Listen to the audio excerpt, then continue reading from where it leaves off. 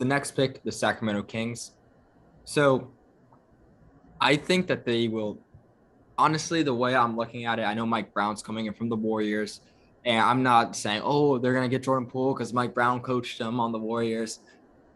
But I'm again, we're not gonna be necessarily like doing trades like, oh, they're gonna trade with this team now to move up to four. But I think that the Kings and how they're kind of built and just the team in general, they haven't made the playoffs in 15 years, if not more. It's been since the Chris Webber days. It's been a while. And I mean, the next kind of conscious selection would be Jaden Ivey. He doesn't want to go to the Kings. My thing is, don't draft somebody that doesn't want to be on your team. I think just, it's never going to really work out. I just, if he doesn't want to be there, you shouldn't get him. Now, I think with the pick, they're going to go Sheedon Sharp if they keep it. I think that he has great potential.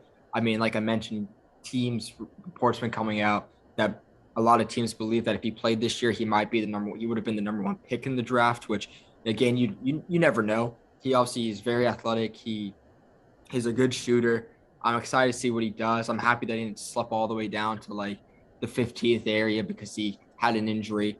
But I'm interested. I think Sharp will be the selection here if they keep the pick, but I don't think they will, just because the Kings have this flawed of idea that they just can't develop guys. They never had. They never just they can't do it. I mean, the one guy they did develop with Byrne is gone now because they got Sabonis in there.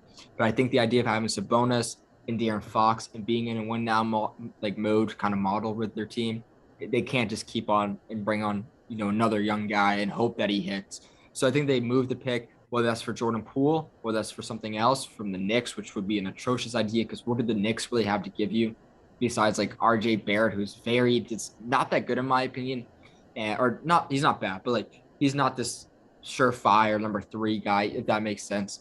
And I also don't think the Knicks will trade Barrett. So I don't like the idea of trading with the Knicks. But point of this long ramble is that I don't think they'll keep their pick. But if they do, they'll get Sharp.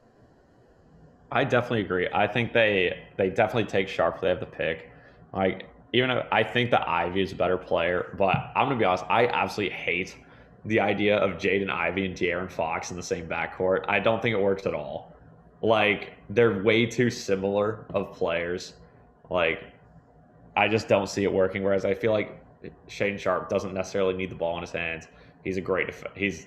I mean, how much do we really know? I guess, but he's allegedly a great defender, good off the ball shooter. Right. I actually think that fits pretty well. If I was the Kings, I'd keep the pick and probably take Sharp.